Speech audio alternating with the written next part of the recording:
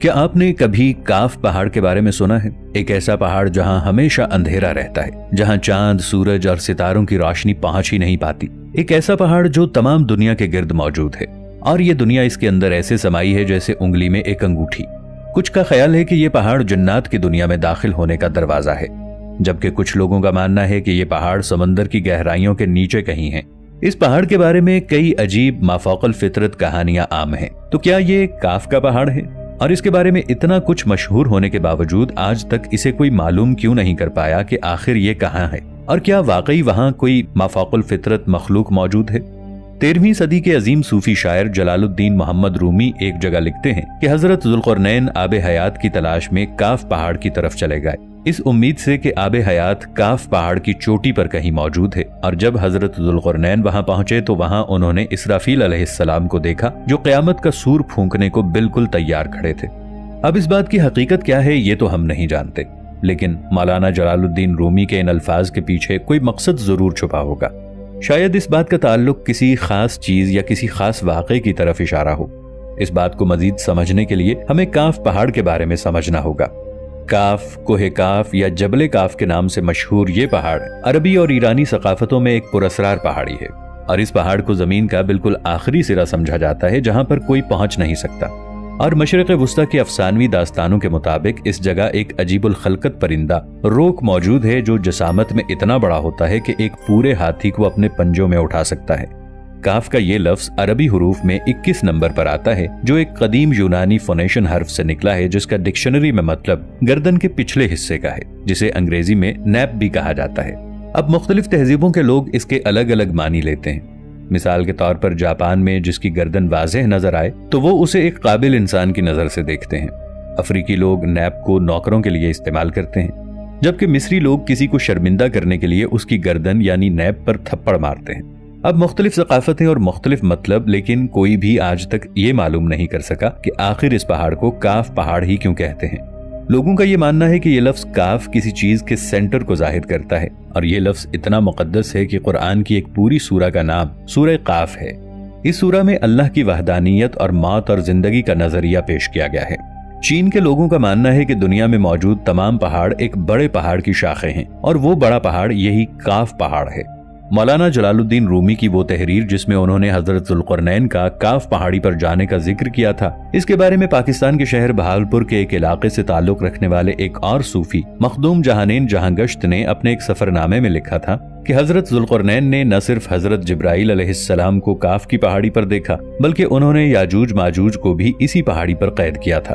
مشہور تاریخ دان الطبری کے مطابق حضرت محمد مصطفیٰ صلی اللہ تعالی علیہ وآلہ وسلم نے ارشاد فرمایا، اللہ نے قاف پہاڑ کو دنیا کے گرد تخلیق کیا ہے، یہ تمام دنیا اس پہاڑ کے درمیان میں ایسے موجود ہے جیسے ایک انگلی میں انگوٹھی۔ کوئی بھی یہاں پہنچ نہیں سکتا کیونکہ وہاں پہنچنے تک 4 مہینے اندھیرے میں سے گزرنا پڑے گا۔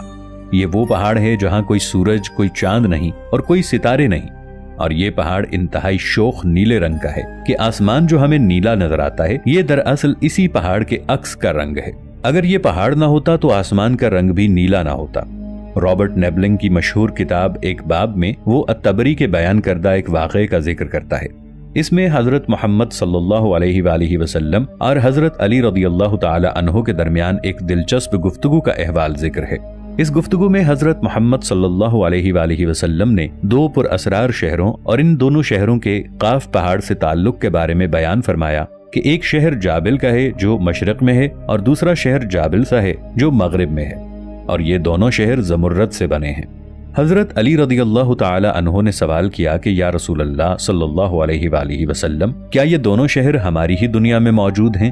تو آپ صلی اللہ علیہ وآلہ وسلم نے فرمایا کہ یہ دونوں شہر مکمل تاریکی میں ہیں اور یہ قاف پہاڑ سے ملے ہوئے ہیں۔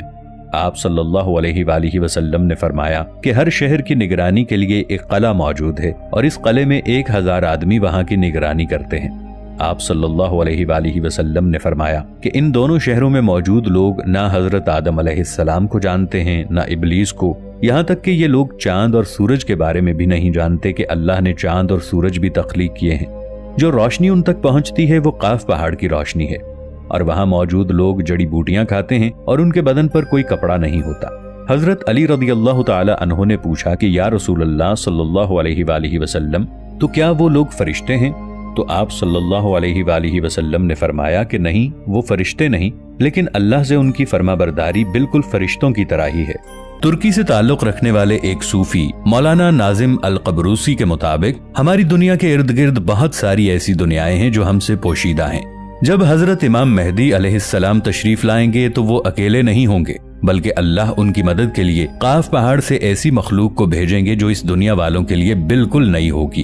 اسلامی روایات کے مطابق معراج کی رات جب حضرت محمد مصطفیٰ صلی اللہ تعالی علیہ وآلہ وسلم آسمانوں کے سفر پر تشریف لے گئے تو ایک جگہ حضرت جبرائیل علیہ السلام آپ کو ایسے مقام پر لے گئے جہاں ایک ذہین مخلوق رہتی تھی۔ وہ 2 شہروں میں رہنے والی مخلوق تھی جنہیں آپ صلی اللہ علیہ وآلہ وسلم نے اسلام کی دعوت دی اور جنہوں نے آپ صلی اللہ علیہ وآلہ وسلم کی دعوت کو قبول کیا اور اسلام لے آئے۔ پھر آپ صلی اللہ علیہ وآلہ وسلم نے ان کے درمیان ایک خلیفہ مقرر کیا اور ان کو اسلامی تعلیمات کے بارے میں تعلیم دی۔ پھر حضرت جبرائیل علیہ السلام آپ صلی اللہ علیہ وآلہ وسلم کو ایک اور قوم کی طرف لے گئے جو تاریس اور تاکل کے نام سے جانے جاتے تھے۔ آپ صلی اللہ علیہ وآلہ وسلم نے انہیں بھی اسلام کی دعوت دی، لیکن انہوں نے آپ صلی اللہ علیہ وآلہ وسلم کی دعوت کو قبول نہیں کیا۔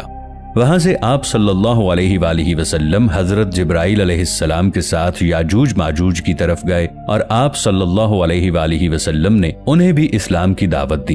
لیکن یاجوج ماجوج تاریس اور تاکل سے بھی زیادہ سرکش قوم تھی۔ انہوں نے بھی آپ صلی اللہ علیہ وآلہ وسلم کی دعوت کو قبول نہیں کیا اور آپ صلی اللہ علیہ وآلہ وسلم کو ماننے سے انکار کر دیا۔ اس تمام واقعے کا تفصیلی ذکر الطبری کی کتاب تاریخ الطبری میں موجود ہے، جس میں جابلقا اور جابلسا 2 شہروں کے بارے میں ایک طویل حدیث کا ذکر کیا گیا ہے، جس میں آپ صلی اللہ علیہ وآلہ وسلم نے کچھ یہودی عالموں کو جواب میں ان دونوں شہروں کی مکمل تفصیل بیان فرمائی، اور اس وقت حضرت علی رضی اللہ تعالی عنہ بھی آپ صلی اللہ علیہ وآلہ وسلم کے پاس موجود تھے۔ حضرت علی رضی اللہ عنہ نے سوال کیا کہ یا رسول اللہ، کیا وہ دونوں شہر ہماری دنیا میں ہی موجود ہیں؟ تو آپ صلی اللہ علیہ وآلہ وسلم نے فرمایا کہ وہ دونوں شہر قاف پہاڑ کے نزدیک مکمل تاریکی میں ہیں۔ ہر شہر کا اپنا ایک قلعہ ہے جس میں ہر وقت 1000 لوگ ان شہروں کی حفاظت پر مامور رہتے ہیں، اور وہ اس لیے کیونکہ یہ دونوں شہر زمرد سے بنے ہیں۔ ان دونوں شہروں کے سب سے بڑے دشمن تاریس اور تاکل 2 سرکش قومیں ہیں جو ان دونوں شہروں میں موجود قیمتی خزانوں کو حاصل کرنا چاہتی ہیں۔ ان کے حملے کے ڈر سے ان دونوں شہروں میں موجود لوگ ہر وقت حفاظت پر ہوتے ہیں تاکہ اپنے شہروں کو ان سرکش قوموں کے حملوں سے بچا سکیں۔ ان شہروں میں بسنے والے لوگ نہ حضرت آدم علیہ السلام سے واقف ہیں اور نہ ابلیس سے۔ ان کے درمیان کوئی عورت نہیں، وہ تمام مرد ہیں۔ ان شہروں تک پہنچنا ایک انسان کے لیے بہت مشکل ہے، لیکن ہود علیہ السلام کی قوم کے 3 لوگ وہاں پہنچ گئے تھے اور وہاں پر رہے، مگر وہاں ان لوگوں پر شدید تشدد کیا گیا اور وہ وہاں سے بھاگنا چاہتے تھے لیکن بھاگ نہیں سکتے تھے۔ الطبری کے مطابق جب ان یہودیوں نے آپ صلی اللہ علیہ وآلہ وسلم کی تمام باتیں سنی تو فوراً بول اٹھے کہ آپ ہی وہ آخری نبی ہیں جن کے بارے میں حضرت موسیٰ علیہ السلام نے ہماری آسمانی کتاب میں ذکر فرمایا تھا کہ جب تم لوگ آخری پیغمبر حضرت محمد مصطفیٰ صلی اللہ تعالی علیہ وآلہ وسلم سے ملو تو انہیں میرا سلام پیش کرنا۔ الطبری کی کتاب تاریخ الطبری میں موجود اس واقعے کے بارے میں معلومات اکٹھی کی تو معلوم ہوا کہ یہ واقعہ صرف اہل تشیع میں موجود ایک حدیث میں ملتا ہے، جبکہ اہل سنہ میں اس واقعے کے بارے میں کہیں کوئی ذکر نہیں ملتا۔ دوسری بات یہ کہ الطبری ایک محدث سے زیادہ ایک تاریخ دان تسلیم کیے جاتے ہیں، اس لیے الطبری میں موجود حدیث کو انتہائی غور و فکر سے پڑھنا ضروری ہے، کیونکہ الطبری کے حوالے سے ایسی کئی حدیث سامنے آئی ہیں جن کے الفاظ اور روایات میں کئی لحاظ سے کمزوریاں پائی گئی ہیں۔ اس کے علاوہ قاف پہاڑ کا ذکر سیاہ ستہ کی کسی کتاب میں بھی موجود نہیں، اس لیے اہل سنت کے مطابق الطبری کی جس حدیث میں ان 2 شہروں کا ذکر کیا گیا ہے، اس حدیث کا کوئی مستند ذریعہ معلوم نہیں۔ لیکن اہل تشیع کی احادیث کی سب سے قدیم کتاب بصائر الدرجات میں ایسے 2 شہروں کا ذکر آیا ہے جو اپنے ایک لیڈر کے انتظار میں ہیں۔ دوستو، ہالی ووڈ کی اکثر فلمیں افسانوی داستانوں اور مذہبی کتابوں میں موجود قدیم قوموں اور واقعات پر مبنی ہوتی ہیں، جس کی ایک بڑی مثال میٹرکس نامی فلم ہے، جہاں کے لوگ ایک تاریک دنیا میں موجود ہوتے ہیں جو ہماری دنیا سے بالکل مختلف ہوتی ہے، یا پھر دا وزرڈ آف اوزی نامی فلم جس میں ایک ایسا شہر دکھایا جاتا ہے جو سارا زمرد سے بنا ہوتا ہے۔ اسی طرح احادیث میں یاجوج ماجوج کا جس طرح ذکر کیا گیا ہے، اس طرح کی مخلوق پر ہالی ووڈ کی لاتعداد فلمیں موجود ہیں۔ یہ شہر کہاں ہے اور ان شہروں کے حوالے سے موجود حدیث کتنی صحیح ہے، اس بارے میں تو اللہ ہی بہتر جانتا ہے۔ کوہ قاف مشرق وسطی اور عرب کے مشہور افسانوں میں سے ایک افسانوی سلسلے کا نام ہے۔ اسلامی روایات کے مطابق کوہ قاف کو جنوں کا وطن کہا جاتا ہے، جسے اللہ تعالیٰ نے چمکتے زمرد سے بنایا ہے، جبکہ ایرانی روایتوں کے مطابق یہ علاقہ شمالی قفقاز کے علاقوں میں تھا، اور اس علاقے کو آج تک کوئی انسانی حکومت حاصل نہیں کر سکی اور نہ ہی کوئی انسان اس پر قبضہ کر سکا، کیونکہ یہ پہاڑی سلسلے اسرار میں ڈھکے ہوئے تھے۔ کوہ قاف دراصل ایک پہاڑی سلسلہ ہے۔ اسے زمین کا سب سے دور دراز مقام کہا جاتا ہے، جو داستانوں میں زرتشت کی زمین اور سی مرغ نامی ایک پرندے کی وجہ سے مشہور ہے۔ کہتے ہیں کہ یہ پہاڑ سبز زمرد پر مشتمل ہے۔ اس زمرد کی وجہ سے آسمان کو سبز رنگ عطا کیا گیا ہے۔ کوہ قاف کو جنوں کا شہر بھی کہا جاتا تھا، جہاں قدیم زمانے میں جنات نے بہت سی حکومتوں کو قائم کیا تھا۔ امام لکھتے ہیں کہ کوہ قاف کئی علاقوں میں تقسیم ہے، جس میں 70 زمین چاندی اور 70 زمینیں سونے کی ہیں، جبکہ 70 مشک کی۔ عربی کتابوں کے مطابق کوہ قاف چند پہاڑی سلسلوں میں سب سے اونچا پہاڑی سلسلہ ہے، جو اللہ تعالیٰ کی طرف سے زمین کو سہارا دینے کے لیے بنایا گیا تھا، اور اس دنیا میں جتنے بھی پہاڑی سلسلے ہیں ان سب کی شاخیں زیر زمین کوہ قاف سے جڑی ہوئی ہیں۔ اس طرح کوہ قاف زمین کا سب سے بڑا پہاڑ ہے اور یہ تمام پہاڑی سلسلوں کا مرکز ہے۔ 13ویں صدی میں زکریا القصوی نے عجائب المخلوقات و غرائب الموجودات نامی ایک کتاب لکھی تھی، جس میں انہوں نے لکھا کہ کاسمولوجی کے مطابق آسمان کو خدا نے تھام رکھا ہے تاکہ آسمان زمین پر نہ گر پڑے۔ زمین کے چاروں طرف سے پہاڑوں کا ایک طویل سلسلہ ہے۔ اس سلسلے میں قاف کا پہاڑ بھی شامل ہے، جو زمین کو اپنی جگہ پر قائم رکھتا ہے۔ اسی طرح مشہور صوفی بزرگ جلال الدین رومی نے اپنی تحریروں میں کوہ قاف کا ذکر کچھ یوں کیا ہے کہ طاقتور سکندر بادشاہ ذوالقرنین نے آب حیات کی تلاش میں مشرق کا سفر کیا۔ اس سفر کے دوران آپ کوہ قاف تک جا پہنچے تھے تو آپ نے دیکھا کہ وہاں پر فرشتہ اسرافیل قیامت کے دن سور پھونکنے کا انتظار کر رہا تھا، اور اس بات کے متعلق ایک اور روایت بھی بیان کی جاتی ہے کہ حضرت ابن عباس رضی اللہ عنہ فرماتے ہیں کہ حضرت محمد صلی اللہ علیہ وآلہ وسلم ہمارے پاس تشریف لائے جبکہ ہم مسجد نبوی میں ایک دائرے کی شکل میں بیٹھے ہوئے تھے۔ آپ صلی اللہ علیہ وسلم نے ہم سے ارشاد فرمایا کہ آپ کیا کر رہے ہیں؟ ہم نے عرض کی یا رسول اللہ صلی اللہ علیہ وآلہ وسلم، ہم اس چیز پر غور کر رہے ہیں کہ سورج کیسے طلوع ہوتا ہے اور غروب ہوتا ہے۔ تو آپ صلی اللہ علیہ وآلہ وسلم نے فرمایا کہ تم نے اچھا کیا، اس طرح مخلوق میں فکر کیا کرو، کیونکہ اللہ جس کے لیے چاہتا ہے وہ پیدا کرتا ہے۔ تم یہ تعجب کرو کہ کوہ قاف سے آگے 7 سمندر ہیں، ہر سمت 500 سال سفر کرنے کے طویل ہے۔ اس سے آگے 7 زمینیں بھی ہیں جن کا نور وہاں کے رہنے والے لوگوں کے لیے چمکتا ہے۔ اس کوہ قاف کے آگے 17,000 مخلوقات ہیں جو عورتیں ہیں، ان کو پرندوں کی شکل میں پیدا کیا گیا ہے۔ اس کا بچہ پیدا ہوتے ہی ہوا میں اڑنے لگتا ہے، اور یہ اللہ کی تسبیح سے 1 سیکنڈ کے لیے بھی غافل نہیں ہوتے۔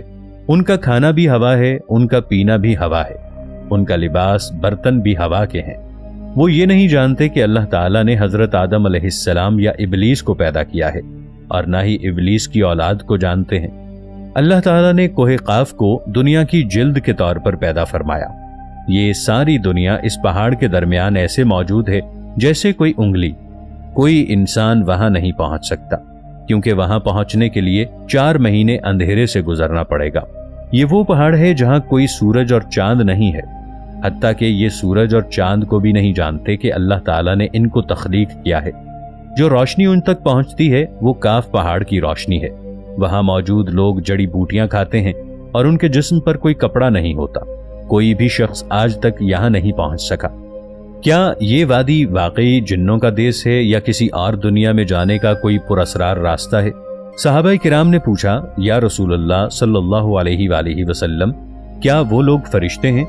آپ نے ارشاد فرمایا، نہیں، مگر اللہ تعالیٰ سے ان کی فرما برداری بالکل فرشتے جیسی ہے۔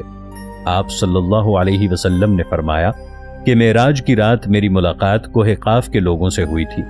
وہاں کے لوگوں نے آپ صلی اللہ علیہ وآلہ وسلم کے اسلام قبول کرنے کی دعوت کو قبول کیا اور وہ مسلمان ہو گئے۔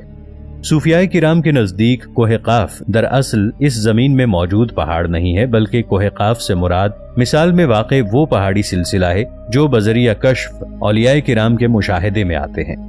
جیسا کہ خواجہ فرید الدین عطار جیسے صوفیاء نے اس تصور کا مشاہدہ کیا ہے۔ طریقت میں کوہ قاف کو شعور کا ایک دائرہ اور مرید کا حق سمجھا جاتا ہے۔ اسے پا کر بندہ فنا فی اللہ کے درجے تک پہنچتا ہے۔ بہت سے لوگوں کا ماننا ہے کہ یہ لفظ کسی چیز کے مرکز کو ظاہر کرتا ہے، اور یہ لفظ اتنا مقدس ہے کہ قرآن مجید کی پوری ایک سورت کا نام سورہ قاف ہے، جس کا کاف پہاڑ کی طرف اشارہ ہے۔ اس میں اللہ تعالیٰ کی وحدانیت، موت اور زندگی کا نظریہ پیش کیا گیا ہے۔ جغرافیائی اعتبار سے کوہ کاف اس زمین میں کہاں موجود ہے، اس بارے میں مختلف نظریات پیش کیے جاتے ہیں۔ زیادہ تر مورخین اس بات پر اتفاق کرتے ہیں کہ عربی داستانوں کے کوہ قاف دراصل موجودہ روس میں قفقاز یعنی کوہ قاف کے پہاڑی سلسلے کی بلند ترین چوٹی ماؤنٹ البروس ہے، جو کہ 18,506 فٹ یعنی 5,642 میٹر بلند ہے۔ یہ واضح نہیں ہے کہ کوہ قاف کا سلسلہ یورپ میں ہے یا ایشیا میں۔ دنیا میں 4 بادشاہ ایسے گزرے ہیں جنہوں نے اپنے وقت میں پوری دنیا پر حکومت کی ہے۔ ان میں سے 2 مسلمان تھے اور 2 حکمران کافر تھے۔ کفار میں نمرود اور بخت نصر، جبکہ مسلمانوں میں حضرت سلیمان علیہ السلام اور حضرت ذوالقرنین علیہ السلام تھے۔ حضرت ذوالقرنین علیہ السلام کو سکندر بھی کہا جاتا ہے، اور یہ حضرت نوح علیہ السلام کے بیٹے سام بن نوح کی نسل میں سے تھے۔ یہ اپنی ماں کے اکلوتے بیٹے تھے اور حضرت خضر علیہ السلام کے خالہ زاد بھائی بھی تھے۔ آپ حضرت ابراہیم علیہ السلام کے ہاتھ اسلام کی دعوت قبول کر کے مسلمان ہوئے تھے اور کافی برس ابراہیم علیہ السلام کی صحبت میں گزارے۔ قرآن مجید میں حضرت ذوالقرنین علیہ السلام کے 3 سفروں کا حال بیان کیا گیا ہے۔ انہوں نے جو 3 سفر کیے، اس ویڈیو میں ہم آپ کو ان سفروں کے حالات بھی بتائیں گے۔ یہ حالات بہت ہی عجیب اور حیرت انگیز ہیں۔ پہلا سفر یہ ہے کہ سام بن نوح کی اولاد میں سے کوئی شخص آب حیات کے چشمے کا پانی پی لے گا تو اسے موت نہیں آئے گی، تو حضرت ذوالقرنین علیہ السلام اس آب حیات کی تلاش میں مغرب کا سفر شروع کرتے ہیں۔ آپ کے خالہ زاد بھائی حضرت خضر علیہ السلام بھی آپ کے ہمراہ تھے۔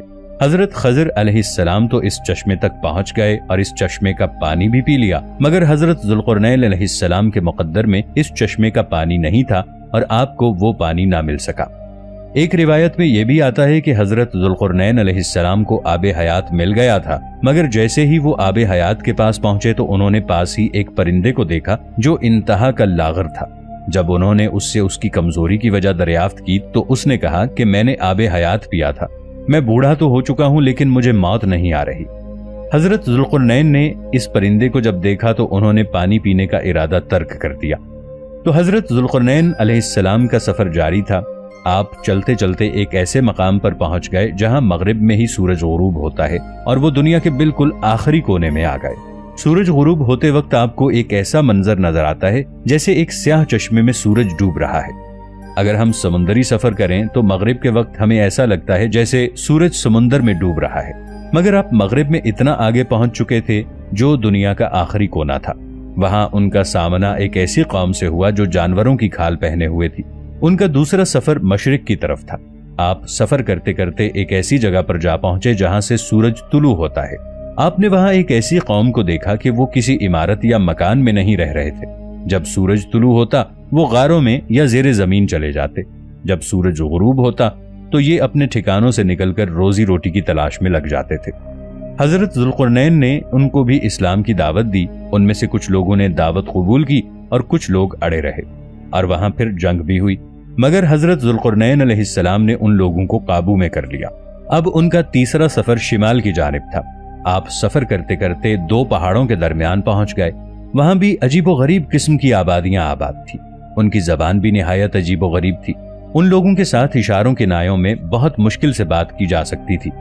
ان لوگوں نے حضرت ذوالقرنین علیہ السلام سے یاجوج ماجوج کے ظلم و ستم کی شکایت کی اور آپ سے مدد کی اپیل کی کہ ہمیں ان کے ظلم و ستم سے بچائیں۔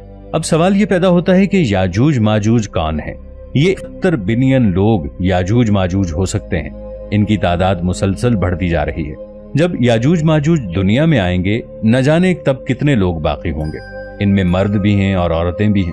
یہ 3 گروہوں میں تقسیم ہے، ایک توین، دوسرا تعویس اور تیسرا منسق۔ اگر ان میں سے کسی کو موت آتی ہے تو وہ اپنے پیچھے 1000 سے زیادہ اولاد کو چھوڑ کر مرتا ہے۔ یہ لوگ خونخوار، وحشی اور جنگلی قسم کے ہیں۔ ان کا رہن سہن جانوروں جیسا ہے۔ جب بہار کے موسم میں یہ لوگ اپنے گھروں سے نکلتے ہیں تو تمام کھیتیاں اور سبزیاں کھا جاتے ہیں اور خشک چیزوں کو اپنے ہمراہ لے جاتے ہیں۔ یہ سانپ، بچھو، چھوٹے بڑے سبھی جانوروں کو کھا جاتے ہیں۔ حضرت محمد صلی اللہ علیہ وآلہ وسلم کا ارشاد ہے، جب تک یاجوج ماجوج نہ آ جائیں قیامت ظاہر نہیں ہوگی۔ یاجوج ماجوج کے نکلنے سے پہلے دنیا کن چیزوں سے محروم ہو جائے گی؟ حضرت ابن عباس رضی اللہ تعالی عنہ نے فرمایا کہ اللہ تعالیٰ نے 5 نہروں کو جنت سے جاری کیا۔ یہ 5 دریا ایک ہی چشمے سے جاری ہوئے۔ اللہ تعالیٰ نے حضرت جبرائیل علیہ السلام کے ذریعے جنت کے اس چشمے کو پہاڑوں کے اندر امانت کے طور پر رکھ دیا اور پہاڑوں کے ذریعے زمین پر نہروں کو جاری کیا۔ لوگ اس سے طرح طرح کے فوائد حاصل کرتے ہیں۔ جب یاجوج ماجوج کے نکلنے کا وقت ہوگا تو اللہ تعالیٰ حضرت جبرائیل علیہ السلام کو زمین پر بھیجیں گے اور وہ 6 چیزوں کو زمین سے اٹھا کر لے جائیں گے۔ دنیا سے قرآن پاک کو اٹھا لیا جائے گا، سارا علم اٹھا لیا جائے گا، حجر اسود کو اٹھا لیا جائے گا، مقام ابراہیم کو بھی اٹھا لیا جائے گا، حضرت موسیٰ علیہ السلام کا تابوت اور جن 5 نہروں کا ذکر کیا گیا تھا وہ نہریں بھی اٹھا لی جائیں گی۔ تو پوری دنیا سے دنیا اور دین کی برکت اٹھ جائے گی۔ لوگ ان برکتوں سے بالکل محروم ہو جائیں گے۔ وہ کیسا دور ہوگا ذرا سوچئے۔ ہو سکتا ہے کسی کے ذہن میں یہ سوال آئے کہ یاجوج ماجوج دیکھنے میں کیسے نظر آتے ہیں، ان کا چہرہ، آنکھیں، بال اور جسم کے باقی خد و خال کیسے ہوں گے؟ تو اس کا جواب ہے کہ حدیث پاک میں یاجوج ماجوج کے بارے میں آیا ہے کہ وہ چوڑے چہرے والے، چوڑی آنکھوں والے اور موٹے بالوں والے ہوں گے۔ یاجوج ماجوج کا ظہور اس وقت ہوگا جب حضرت عیسیٰ علیہ السلام دجال کو قتل کر چکے ہوں گے۔ دجال کے قتل کے بعد حضرت عیسیٰ علیہ السلام کو حکم ہوگا کہ تمام مسلمانوں کو کوہ طور کی طرف لے جائیں، کیونکہ اب کچھ ایسے لوگ ظاہر ہونے والے ہیں کہ ان سے لڑنے کی طاقت کسی میں نہیں ہوگی۔ تب یاجوج ماجوج کا ظہور ہوگا۔ ان کے نکلنے پر دنیا میں ایک عجیب و غریب فساد برپا ہو جائے گا۔ ان کی آمد نہایت خطرناک ہوگی۔ یہ تعداد میں اس قدر زیادہ ہوں گے کہ ان کا پہلا گروہ جب بحیرہ طبریہ سے گزرے گا تو اس کا سارا پانی پی کے سمندر کو خشک کر دے گا۔ جب ان کا دوسرا گروہ آئے گا تو وہ یہ دیکھ کر حیران ہو جائے گا کہ جیسے وہاں پانی تھا ہی نہیں، پانی اس طرح ختم ہو جائے گا۔ یہ اتنا بڑا لشکر ہوگا۔ یہ لوگ دنیا کے فساد اور قتل و غارت سے جب فارغ ہو جائیں گے تو مسلمان حضرت عیسیٰ علیہ السلام کے ساتھ کوہ طور پر موجود ہوں گے۔ یہ لوگ کہیں گے کہ زمین والوں کو قتل کر لیا، آؤ اب آسمان والوں کو قتل کریں۔ اللہ کی قدرت دیکھیں، جب یہ لوگ آسمان سے زمین پر گریں گے تو ان پر خون لگا ہوا ہوگا۔ یہ اپنی انہی حرکتوں میں مشغول ہوں گے۔ حضرت عیسیٰ علیہ السلام پہاڑ پر اپنے ساتھیوں سمیت موجود ہوں گے۔ حضرت عیسیٰ علیہ السلام اپنے ساتھیوں سمیت مل کر دعا کریں گے کہ اللہ تعالیٰ یاجوج ماجوج کی گردن میں ایک ایسا کیڑا پیدا کر دے جو ان کو ہلاک کر دے، اور یاجوج ماجوج سب یکدم مر جائیں گے۔ ان کے مرنے کے بعد حضرت عیسیٰ علیہ السلام پہاڑ سے اتر آئیں گے اور دیکھیں گے کہ ساری زمین ان کی لاشوں سے بھری پڑی ہے۔ زمین پر اتنی لاشیں ہوں گی کہ وہاں پاؤں رکھنے کی جگہ نہیں ہوگی۔ وہاں اتنی بدبو ہوگی کہ سمجھ نہیں آ رہا ہوگا کہ ان لاشوں کو کہاں دفنایا جائے۔ پھر اللہ تعالیٰ حضرت عیسیٰ علیہ السلام کی دعا سے ایسے پرندے بھیجے گا کہ ان کی گردن اونٹ جتنی اونچی ہوگی۔ وہ یاجوج ماجوج کے جسموں کو اٹھا کر لے جائیں گے۔ یاد رہے کہ یہ ان کو دنیا میں ملنے والی سزا ہے۔ ان کے کثیر گناہوں کی وجہ سے انہیں جہنم میں بھی دردناک عذاب دیا جائے گا۔ ایک تو انہوں نے ظلم و زیادتی، قتل و غارت کا بازار گرم کیا ہوا تھا، دوسرا وہ اللہ کی وحدانیت پر ایمان بھی نہیں لائے تھے، حالانکہ ان کو دعوت اسلام دینے کے لیے حضرت محمد صلی اللہ علیہ وآلہ وسلم بذات خود تشریف فرما تھے۔ حضرت ابن عباس رضی اللہ تعالی عنہ کا فرمان ہے کہ حضرت محمد صلی اللہ علیہ وآلہ وسلم نے فرمایا کہ معراج کی رات اللہ تعالیٰ نے انہیں یاجوج ماجوج کے پاس دعوت اسلام کے لیے بھیجا تھا۔ حضرت محمد صلی اللہ علیہ وآلہ وسلم کے فرمان کے مطابق یہ ان کے پاس گئے اور انہیں دعوت حق دی، اور انہوں نے اس دعوت کو جھٹلا دیا۔ وہ فرماتے ہیں کہ اللہ تعالیٰ کے نافرمان بندوں اور اولاد ابلیس کے ساتھ یہ دوزخ میں جائیں گے۔ ان کے مرنے کے بعد زمین سکون اور امن و امان سے بھر دی جائے گی۔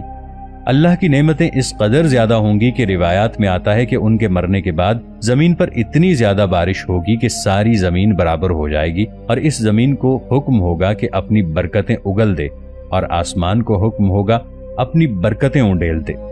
برکت کا یہ عالم ہوگا کہ ایک انار کو ایک گروہ کھا سکے گا، اور دودھ میں اتنی برکت ہوگی کہ ایک اونٹنی کا دودھ پوری جماعت کے لیے کافی ہوگا، ایک گائے کا دودھ پورے قبیلے کے لیے کافی ہوگا، اور ایک بکری کا دودھ پورے خاندان کے لیے کافی ہوگا۔ گویا ہر چیز میں برکت آ جائے گی۔ یاجوج ماجوج کے واقعے سے ایک بات سمجھ میں آتی ہے کہ زمین میں قتل و غارت پھیلانے والوں کا انجام نہایت ہی برا ہوتا ہے۔ دوستو، ازل سے انسان کی فطرت میں دولت، اقتدار، شہرت اور طاقت کا نشہ رہا ہے۔ پرانے وقتوں میں اگر جنگ کی وجوہات معلوم کی جائیں، زیادہ جنگیں انہی چیزوں کے حصول کی وجہ سے ہوئی ہے۔ چنگیز خان اور سکندر اعظم جیسے ظالم ترین لوگوں نے بھی انہی چیزوں کے حصول کے لیے جنگ کی اور دنیا کے ایک خطے پر حکومت کی، مگر جب ان جیسے شاہانہ بادشاہ بھی دنیا سے رخصت ہوئے تو خالی ہاتھ تھے۔ اتنی زیادہ شہرت اور زر رکھنے کے باوجود یہ موت سے نہیں بچ سکے۔ تب انسان کے دل میں یہ خواہش پنپنے لگی، کیا ہم موت کو شکست دے سکتے ہیں؟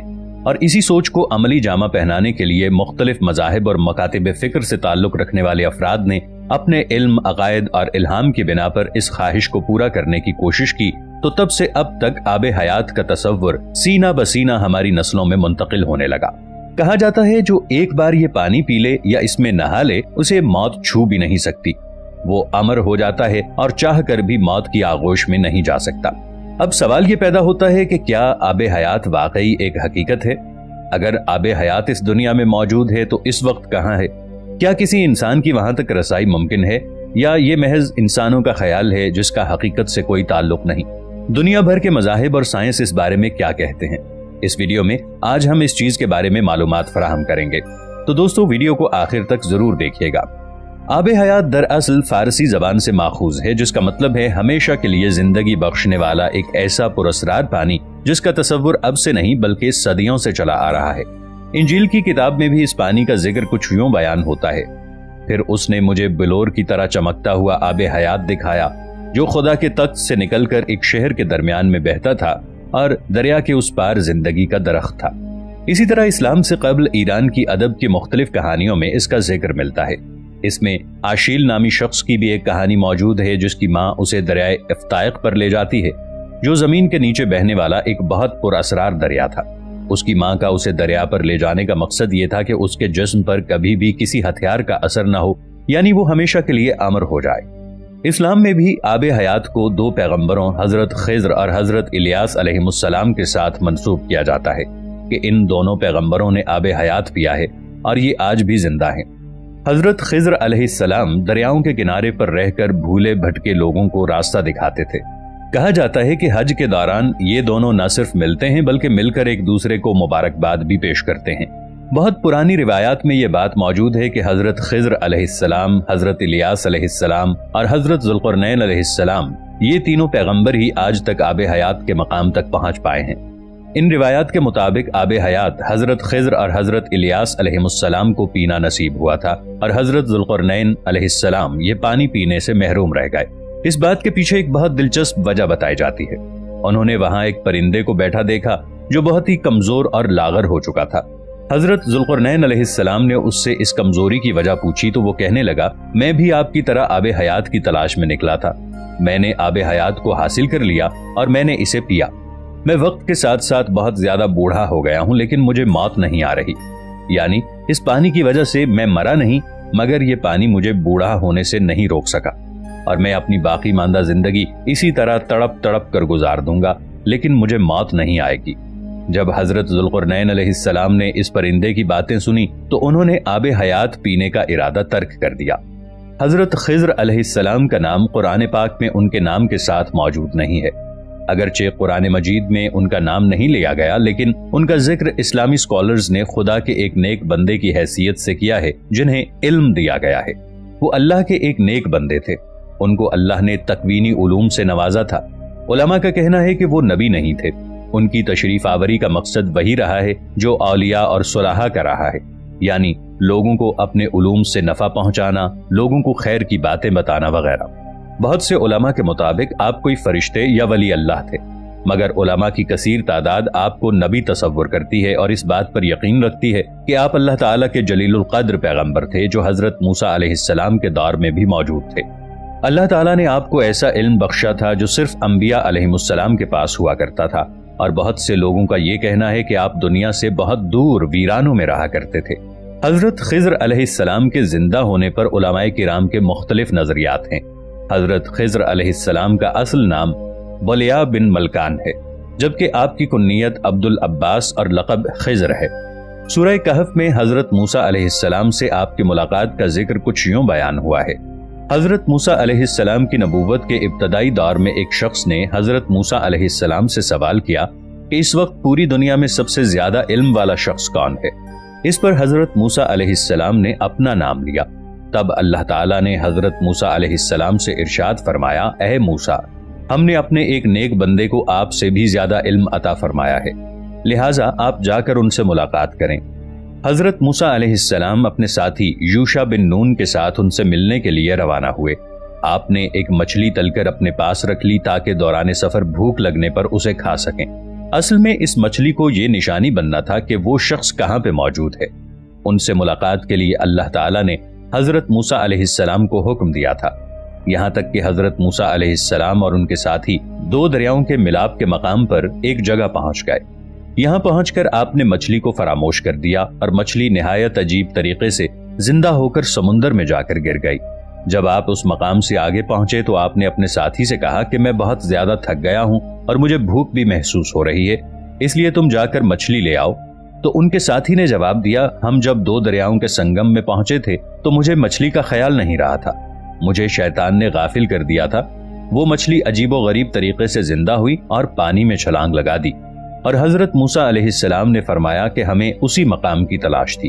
وہاں آپ کی ملاقات اللہ کے ایک نیک بندے سے ہوئی۔ اس نیک بندے کے علم کو موسیٰ علیہ السلام پر ان کے ساتھ کیے گئے ایک سفر میں موسیٰ علیہ السلام پر ظاہر کیا جاتا ہے۔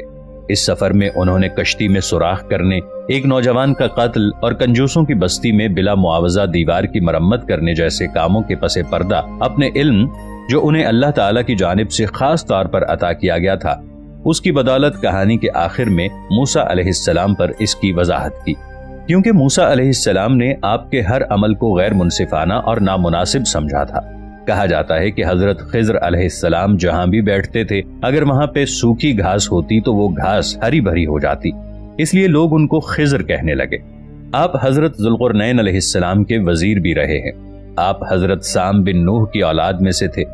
روایات میں ہے کہ حضرت خضر علیہ السلام حضرت ابراہیم علیہ السلام کے ہاتھ پہ اسلام قبول کر کے مدتوں ان کی صحبت میں رہے تھے۔ حضرت ابراہیم علیہ السلام نے ان کو کچھ وصیتیں بھی کی تھیں۔ اس سے معلوم ہوتا ہے کہ حضرت خضر علیہ السلام کا دور حضرت ابراہیم علیہ السلام کے دور کے فوراً بعد کا دور ہے۔ حضرت خضر علیہ السلام اور حضرت ذوالقرنین آپس میں خالہ زاد بھائی تھے۔ ایک بہت اہم سوال یہ ہے کہ کیا حضرت خضر علیہ السلام زندہ ہیں کہ دنیا سے پردہ فرما چکے؟ مختلف علماء کرام کا اس چیز کے بارے میں مختلف نظریہ ہے، اور اکثر یہ مانتے ہیں کہ وہ زندہ ہیں، حالانکہ حضرت خضر اور حضرت موسیٰ علیہ السلام کا قصہ بھی بہت مشہور ہے۔ آپ کا دور حضرت موسیٰ علیہ السلام سے کئی 100 برس پہلے حضرت ابراہیم علیہ السلام کے دور سے فوری بعد کا ہے۔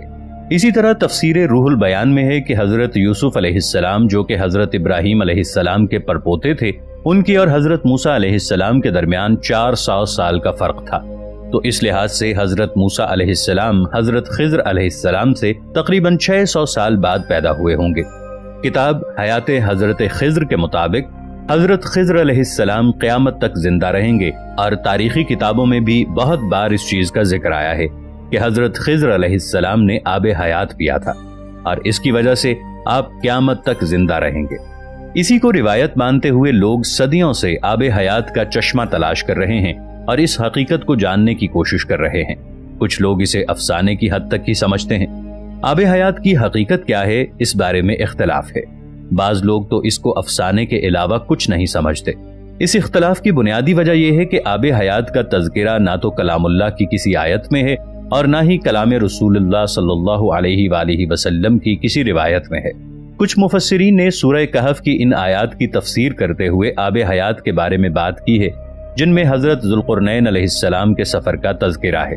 حضرت سید نعیم الدین مراد آبادی تفسیر خزائن العرفان میں سورۃ الکہف کی آیت نمبر 86 تا 98 کی تفسیر کرتے ہوئے فرماتے ہیں، حضرت ذوالقرنین نے پرانی کتابوں میں پڑھا تھا کہ سام بن نوح علیہ السلام کی اولاد میں سے ایک شخص چشمہ حیات سے پانی پی لے گا تو اس کو موت نہ آئے گی۔ اس لیے حضرت ذوالقرنین نے مغرب کا سفر کیا۔ آپ کے ساتھ حضرت خضر علیہ السلام بھی تھے۔ وہ آب حیات کے چشمے پر پہنچ گئے اور اس کا پانی بھی پی لیا، مگر حضرت ذوالقرنین علیہ السلام کے مقدر میں نہیں تھا، وہ محروم رہ گئے۔ اس سفر میں آپ جانب مغرب روانہ ہوئے تو جہاں تک آبادی کا نام و نشان ہے وہ سب منزلیں طے کر کے آپ ایک ایسے مقام پر پہنچے کہ انہیں سورج غروب کے وقت ایسے نظر آیا کہ وہ ایک سیاہ چشمے میں ڈوب رہا ہے، جیسا کہ سمندری سفر کرنے والوں کو آفتاب سمندر کے کالے پانی میں ڈوبتا نظر آتا ہے۔ وہاں ان کو ایسی قوم ملی جو جانوروں کی کھال پہنے ہوئے تھی، اس کے سوا کوئی دوسرا لباس ان کے بدن پر نہیں تھا، اور دریائی مردہ جانوروں کے سوا ان کی غذا کا کوئی دوسرا سامان نہیں تھا۔ یہ قوم ناسک کہلاتی تھی۔ حضرت ذوالقرنین علیہ السلام نے دیکھا کہ ان کے بے شمار لشکر ہیں اور یہ لوگ بہت ہی طاقتور اور جنگجو ہیں، تو حضرت ذوالقرنین علیہ السلام نے ان لوگوں کے گرد اپنی فوجوں کا گھیرا ڈال کر ان لوگوں کو بے بس کر دیا۔ چنانچہ کچھ تو مشرف و ایمان ہو گئے اور کچھ آپ کی فوجوں کے ہاتھوں قتل ہو گئے۔